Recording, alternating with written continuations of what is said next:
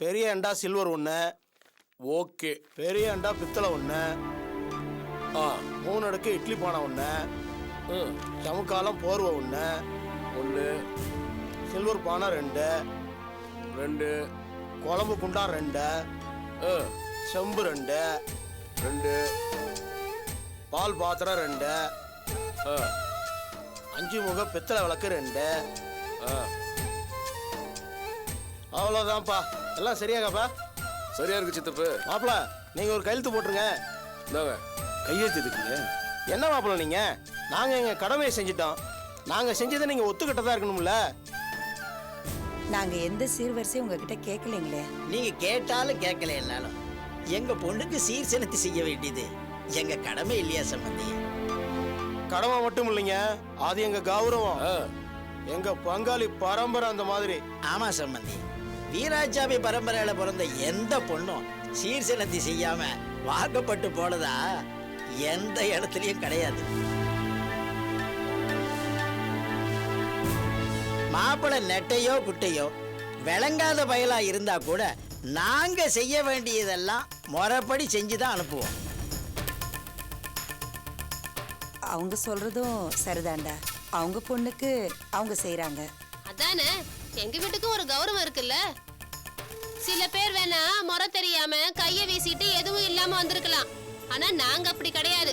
எங்க பரம்பரையிலயும் அந்த பழக்கம் கிடையாது. இங்க பாரு கலா, பெரியவங்க பேசிட்டு இருக்கோம்ல, என்ன பொட்ட புள்ள குறுக்க பேசிட்டு இருக்க?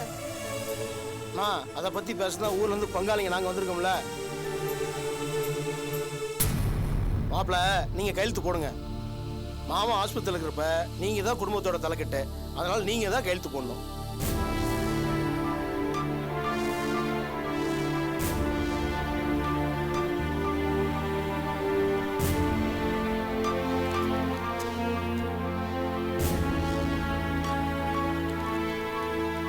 கொடுங்கண்ணே.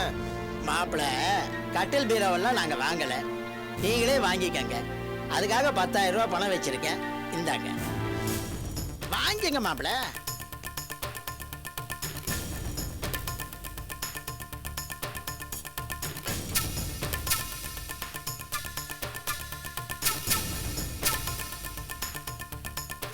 அண்ணா 2 சம்பந்தம் பண்ணி நீங்க 2 சம்மந்தி ஆயிட்டீங்க. மற்றதையும் பேசி தீர்த்து போடலாம். எங்க அந்த புள்ள கூப்பிடுங்க. யாரு? அதான் எங்க புள்ளைய உங்க புள்ளைய கட்டி வச்சுச்சே மாப்பிள்ளையோட மூத்தா, அத கூப்பிடுங்க.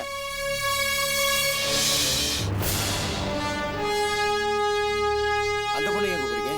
சிலதெல்லாம் பேசிதான் தீக்கணும் மாப்பிள்ள. மா கேட்டுட்டு தானே இருக்க, இங்க வாமா.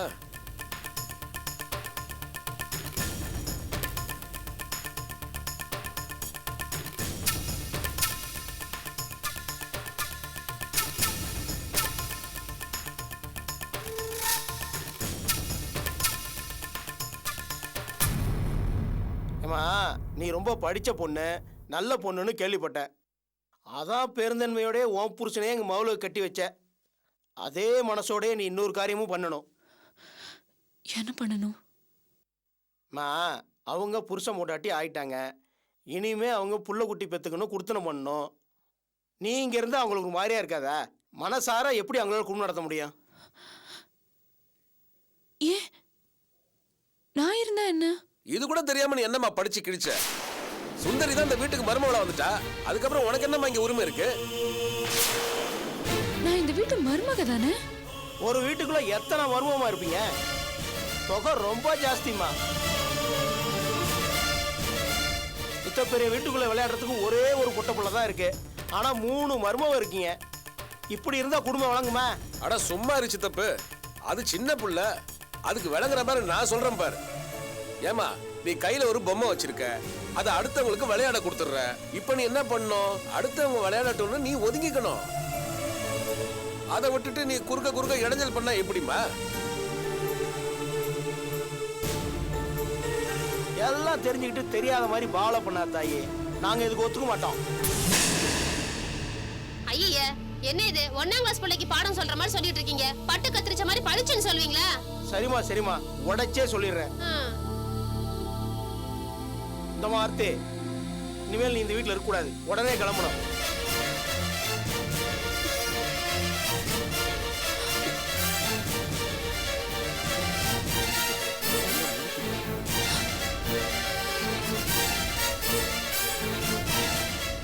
என்னம்மா யோசிக்கிற?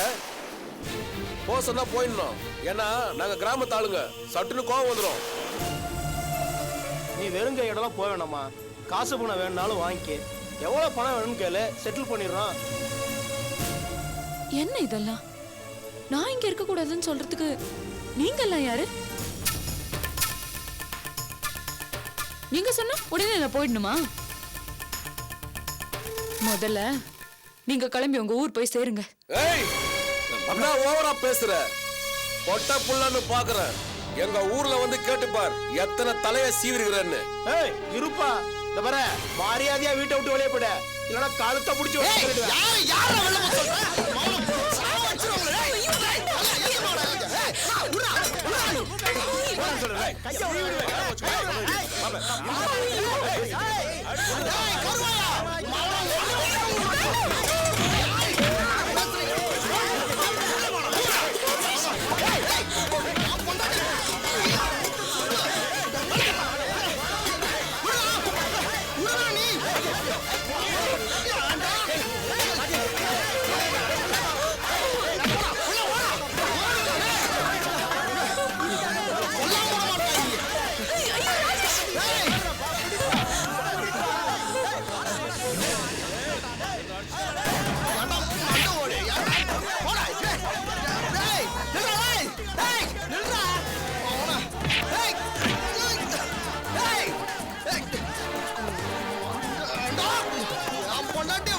சொல்றீங்களா? அவன எவனுமே உயிரோட இருக்க முடியாது.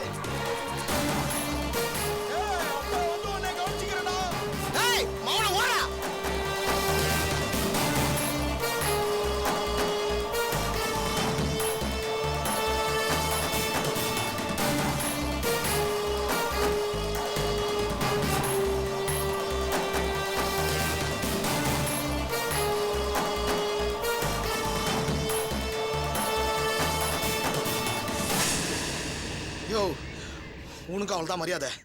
ஓடி போயிரு. இன்னொரு வாட்டி சீருகிருன்னு எதாவது எடுத்துன்னு வந்தா தொலைச்சிருவேன். மாப்பிள்ளை என்னயா மாப்பிள்ளையா எடுத்துட்டு போய் எல்லாத்தையும். டேய், என்னடா மரியாதை எல்லாம் பேசிட்டு?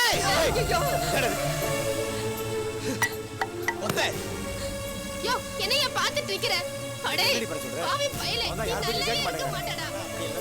ஐயோ, ஐயோ, நான் என்னன்னு சொல்லுவேன், இதை எங்கன்னு போய் சொல்லுவேன்? இதை கேட்கறதுக்கு ஆள் இல்லாம போச்சு. இந்த செருப்பு அடிச்ச மாதிரி அடிச்சு அடிச்சுட்டாங்க. என்னைக்கு இருந்தாலும் எனக்கு ஒரு பொண்டாட்டி தான், ஒரு வாழ்க்கை தான். செத்தாலும் தனி மரமா சாவேனே தவிர இன்னொருத்தி புருஷனா சாக மாட்டேன். இதெல்லாம் புரிஞ்சுங்க.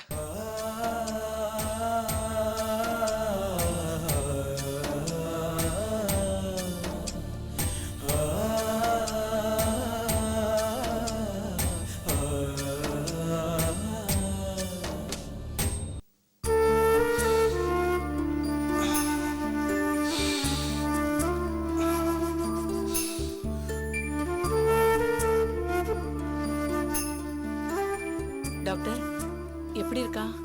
எவ்ரிதிங் ஓகே, நார்மல் ஆயிட்டாரு. நாளைக்கு டிஸ்சார்ஜ் பண்ணிடலாம். போய் டாக்டர் மணி என் ரூமுக்கு வர சொல்லுங்க. ரொம்ப தேங்க்ஸ் டாக்டர். வித்யா, அந்த விவகாரம் பிடிச்ச நர்ஸ் டாக்டரோட ரவுண்ட்ஸ் போயிருக்கா. இதான் சாக்குன்னு போய் குளிச்சுட்டு வந்துருப்போ. இங்கயா? போமா, எனக்கு அசிங்கமா இருக்கு. ஏய், என்னடி அசிங்கம்? உங்க அண்ணன் இங்க இருக்கா, நாமெல்லாம் இங்கதான் இருக்கோம்.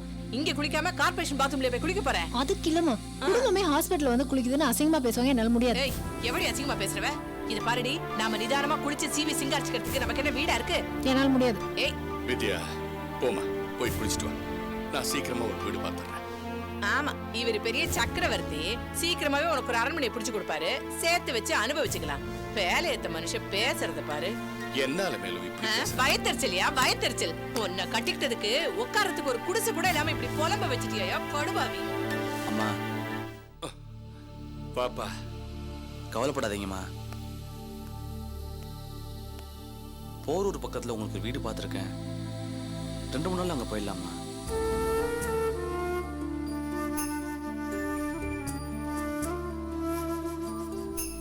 ரொம்ப தேங்க்ஸ் ரகு. டேய், இதுக்கு ஏன் தேங்க்ஸ்லாம் சொல்றேன்? அப்படி இல்லை இருக்கும். எனக்கு நிறைய ஃப்ரெண்ட்ஸ் இருந்தாங்க. என் கையில் பணம் இருக்கும்போது பார்ட்டி தண்ணின்னு வெட்டியா நிறைய செலவு பண்ணேன். ஃப்ரெண்ட்ஸுக்கு நிறைய ஹெல்ப் கூட பண்ணேன். ஆனா கடைசியா நான் பணம் கெட்டு போனப்போ ஒவ்வொருத்தரும் எவ்வளவு மோசமா நடந்துக்கிட்டாங்க தெரியுமா? விதவிதமான அனுபவம். நீ ஒருத்தன் தான்டா சரியான நேரத்துல சரியான உதவி பண்ணிருக்க. தேங்க்ஸ்டா. பாஸ்கர், நானும் உன்ன மாதிரியே வாழ்க்கையில மேடு பள்ளம் ரெண்டுத்தையுமே பார்த்தவன்டா. நானும் எப்படி எப்படியோ வாழ்ந்து எல்லாத்தையும் இழந்து எவ்வளோ மோசமான நிலைமைக்கு போய் எப்படி திரும்பி மீண்டு வந்தங்கிறத உனக்கே தெரியுமாடா. நான் பட்ட மாதிரி நீயும் கஷ்டப்படுற. நான் எப்படிடா பார்த்துக்கிட்டு இருக்க முடியும்? அடிப்பட்டவனு தெரிஞ்சும் குடி இருக்கிறதுக்கு ஒரு நிழல் கூட இல்லாம. பாஸ்கர், வாழ்க்கையில் இதெல்லாம் சகஜம்டா. உனக்கு முன்னாடி நான் ஒருத்தன் உதாரணமா வந்து நிக்கல. எவ்வளவு மோசமான நிலைமையில ஜிஹெச்ல கடந்தேன். நீதான் வந்து பாத்தியடா. அன்னைக்கு எனக்கு யாருமே இல்லை. என்னோட முதல் மனைவி தான் அங்கிருந்து மீட்டு கொண்டு வந்தா. ஆனா நீ பரவாயில்லடா. உனக்கு பாரு, அம்மா, அப்பா, தங்கச்சி இப்படி எல்லாரும் இருக்காங்க. பாஸ்கர், வாழ்க்கையில் இன்னும் நிறைய மிச்சம் இருக்குடா. நம்பிக்கையாரு. இத்தனை பேர் உனக்கு சப்போர்ட்டா இருக்கும்போது உன்னால என்னை விட நல்ல நிலைமைக்கு வர முடியும். நீ ஒன்றும் கவலைப்படாத. இழந்ததை நினைச்சு வருத்தப்படாத. இனிமே நிறைய அடைய போறோங்கிறத நினைச்சு நம்பிக்கையாருடா. ஆமா பாஸ்கர், கண்டிப்பா நீ நல்ல நிலைமைக்கு வருவ. நம்பிக்கையாரு.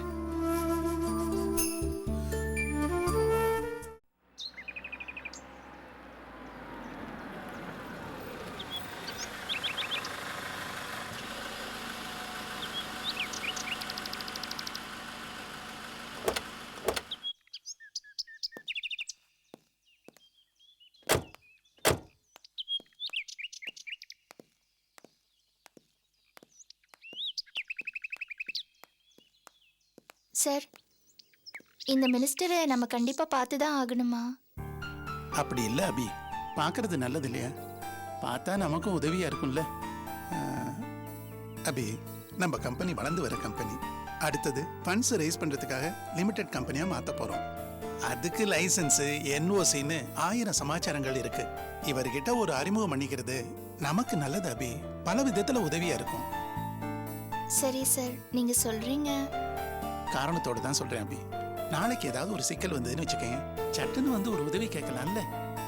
இப்ப இருக்கிற சூழ்நிலையில அரசியல்வாதிகள் ஆதரவு இல்லாம தொழில் பண்றது கஷ்டமா?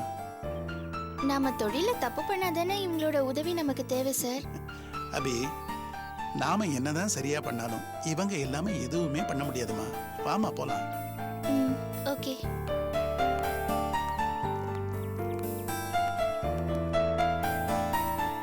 ஒரு நிமிஷம் இருங்க. என்ன விஷயம் சார்? என் பேர் விஸ்வநாதன். சரி. மினிஸ்டரை பார்க்கணும். ஓகே.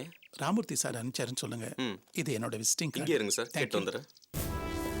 கொஞ்சம் வெயிட் பண்ணுங்க.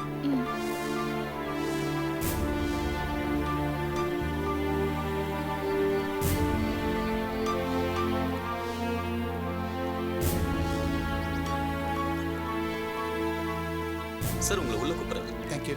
வாமா.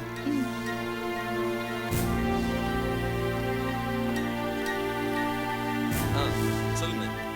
தம்பி, ஐயா அதை முடிச்சிருவாரா? கவலைப்படாதீங்க. வரப்போற கட்சி எலெக்ஷன்ல கண்டிப்பா ஏதாவது ஒரு பதவி வாங்கி தரேன். கவலைப்படாதீங்க. ரொம்ப நன்றிங்க. நீங்க தான் ஏதாவது பார்த்து செய்யணும். வணக்கம் வணக்கம். உட்காருங்க. தேங்க்யூ. வணக்கம். உட்காருங்க. நான் தான் அமைச்சர் சங்கரபாண்டியன். உங்களுக்கு எதுக்கு சார் அறிமுகம்? நீங்க நாடறிஞ்ச மினிஸ்டர். என்ன இருந்தாலும் பழக்கணும் ஒன்று இருக்குங்களே. சரி சொல்லுங்க, என்ன விஷயமா வந்தீங்க? மிஸ்டர் ராமூர்த்தி தான் அனுப்பிச்சு வச்சாரு. நான் அவரோட பெஸ்ட் ஃப்ரெண்டு. ராமமூர்த்தி தானே ஃபோன் பண்ணா? அவன் எனக்கு ரொம்ப நாள் ஃப்ரெண்டு. என்ன விஷயம் இருந்தாலும் சொல்லுங்க, நான் செஞ்சு தரேன். அவனுக்கு ஃப்ரெண்டுனா எனக்கும் ஃப்ரெண்டு மாதிரி தானே. ரொம்ப தேங்க்ஸுங்க. நாங்க இப்ப வந்தது ஜஸ்ட் ஒரு கர்டிஸுக்காக தான். இவங்க அபிநயா கன்ஸ்ட்ரக்ஷன் பிசினஸ்ல இருக்காங்க. வணக்கம் சார். வணக்கம்மா. நாங்க அப்பப்ப வந்து பார்க்க வேண்டியது இருக்கும். இப்படி ஒரு அறிமுகம் இருக்கிறது நல்லது இல்லையா? அதனால என்ன, ராமமூர்த்தி ஃப்ரெண்டுன்னு வேற சொல்லிட்டீங்க. அவனுக்காகவாவது நான் ஏதாவது செய்து தானே ஆகணும். நான் ஓய்வா இருக்கும்போதுலாம் வந்து பாருங்க, ஒன்றும் பிரச்சனை இல்லை. ஏய்,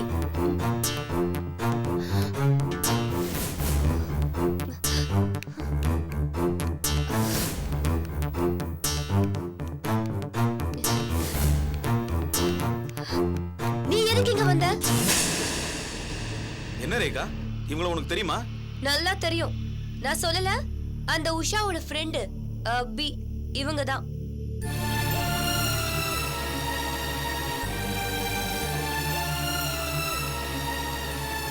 என்ன ஹாஸ்பிடல்ல வச்சு இன்சல்ட் பண்ண இடியட் இவங்க தான்.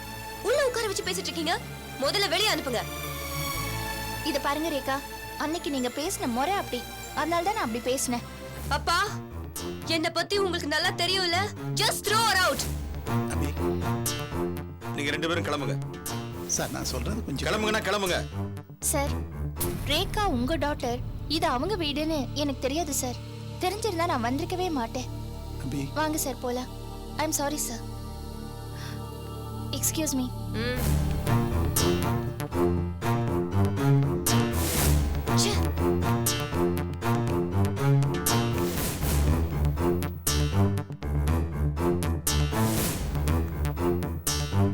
தலைவரே, உங்க குடும்ப விவகாரம்லாம் எனக்கு நல்லா தெரியும். ஒண்ணு கேட்டா தப்பா நினைக்க மாட்டீங்களே? என்னையா? உங்களுக்கு இருக்கிற பதவிக்கும் செல்வாக்குக்கும் எத்தனையோ மாப்பிள்ளைங்க ரேகாக்கு வருவாங்க. அப்படி இருக்கும்போது அந்த ஆதி தான் வேணும்னு ஏன் அடம் பிடிக்கிறீங்க? அவரு ஏற்கனவே உஷான்ற பொண்ணோட பழக்கமா இருந்தவரு. யோ, இன்னைக்கு தான் நான் மந்திரி. கையில 4 காசும் செல்வாக்கு இருக்கலாம்.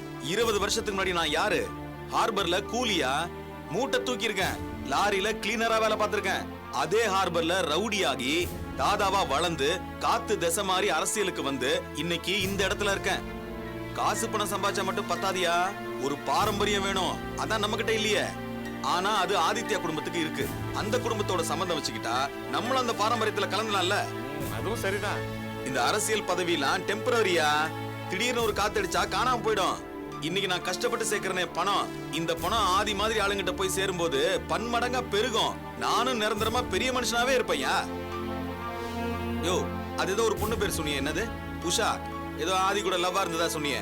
அது ஒரு பெரிய விஷயமாயா? யோ, நம்ம பண்ணாத தப்பாயா? நம்மளுக்கு மருமகனா வந்தா எல்லாம் சரியா போயிடும். இத பாரியா, நல்லா யோசிச்சுதான் நான் ஒரு முடிவு எடுத்திருக்கேன். எந்த காரணத்தை கொண்டு அந்த ஆதியை நான் விட்டு தரவே மாட்டேன். அவன் தான் என் மருமகன்.